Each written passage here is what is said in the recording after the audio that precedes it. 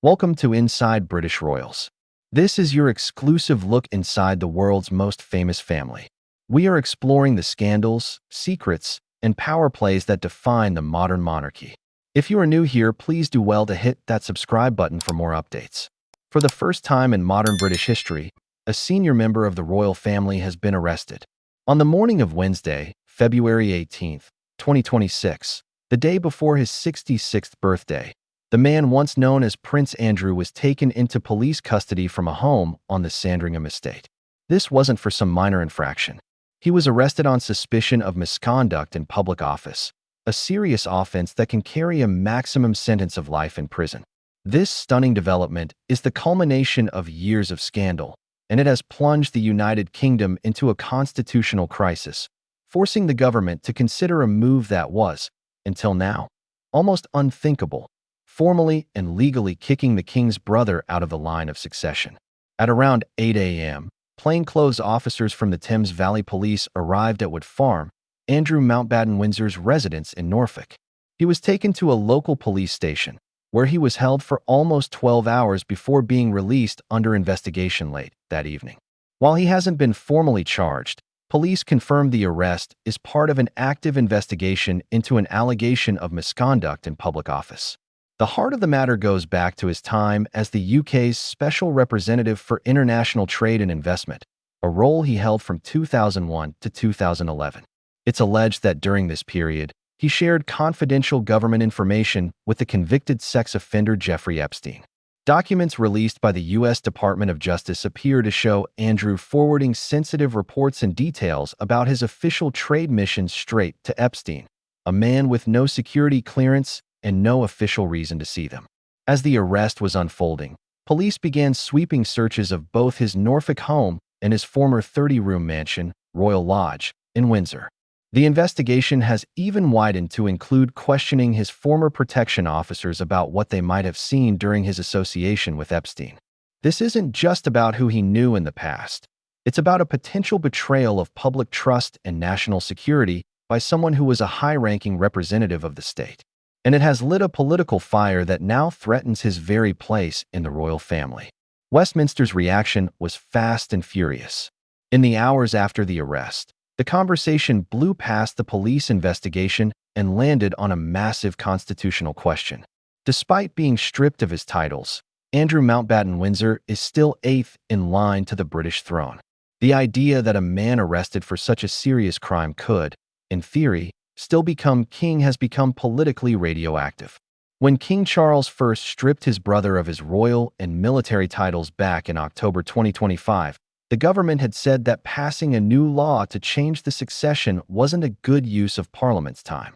Well, the arrest changed everything. Speaking for the government, the Chief Secretary to the Treasury, James Murray, made their new stance perfectly clear, stating, "The government is considering any further steps that might be required, and we're not ruling anything out." That carefully chosen phrase is a giant flashing sign that a new law is officially on the table. And this feeling crosses party lines. Defense Minister Luke Pollard mentioned the government has been working with Buckingham Palace to ensure Andrew is never a heartbeat away from the throne. He said he hopes any bill would get support from all parties, but stressed that it would only happen after the police investigation is over to avoid looking like they're interfering. The message is loud and clear. The politicians are ready to act. They're just waiting for the green light. So, how do you actually remove a royal from the line of succession? It's not as easy as a decree from the king. While King Charles could take away his brother's titles, he has no power to alter the succession. That right belongs to one body and one body alone, Parliament. To get Andrew Mountbatten Windsor out of the line of succession would require a special act of Parliament, a law drafted, debated, and passed by both the House of Commons and the House of Lords. That's a huge step on its own, but it gets even more complicated. Thanks to a rule set by the Statute of Westminster in 1931, any law that changes the line of succession needs the consent of the parliaments in the 14 other Commonwealth realms where King Charles is also head of state. We're talking about countries like Canada, Australia, New Zealand, and Jamaica. The British government would have to get all of these independent nations to agree and pass their own versions of the law. It's a messy and long diplomatic process. But there's one thing that could make it all go much smoother. The palace is on board. Buckingham Palace has signaled it wouldn't stand in the way, releasing a statement that this is purely a matter for Parliament. This suggests King Charles wouldn't block a move to remove his brother, essentially giving the government the go-ahead once the legal process plays out. For King Charles III, this crisis is a brutal choice between his family and his duty to the crown. In a carefully worded statement from Buckingham Palace, just hours after the arrest, the king expressed his deepest concern over the news. He gave his full backing to the police, confirming his family would offer their full and wholehearted support and cooperation with the investigation. He ended with a line that left no room for doubt.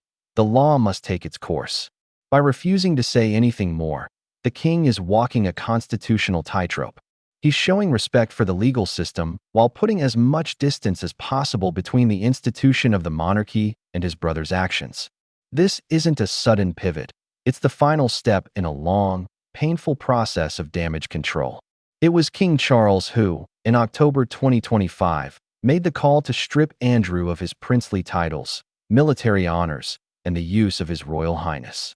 That move, done via an official letters patent, also saw Andrew evicted from his grand home at Royal Lodge and exiled to the Sandringham estate. These earlier actions show a clear pattern. The king has been methodically cutting his brother off from the crown. Now, with the government talking about the ultimate legislative step, the king's public neutrality gives Parliament, while politicians are busy debating constitutional law, the British public has already reached its verdict. It's loud, clear, and overwhelming. A YouGov poll taken right after the arrest found that a massive 82% of Britons think Andrew Mountbatten-Windsor should be removed from the line of succession completely. Only a tiny 6% believe he should stay, with 12% unsure. These aren't just numbers. They're a reflection of a deep public anger that has been simmering for years and has now finally boiled over. Andrew's favorability was already in the gutter, with a January YouGov poll showing that 90% of the public had an unfavorable view of him. The arrest has poured gasoline on the fire, sparking nonstop media coverage and demands for a final, decisive action. For many, this isn't just a scandal about one man. It's a crisis of faith in the monarchy itself. The public pressure is now so intense that it's hard to see how the government can avoid acting once the legal dust settles. This is a massive story with huge constitutional consequences, and it's moving fast. What do you think the government should do? Should they wait for the police to finish? Or does the public anger mean Parliament should act now? Let me know your thoughts in the comments.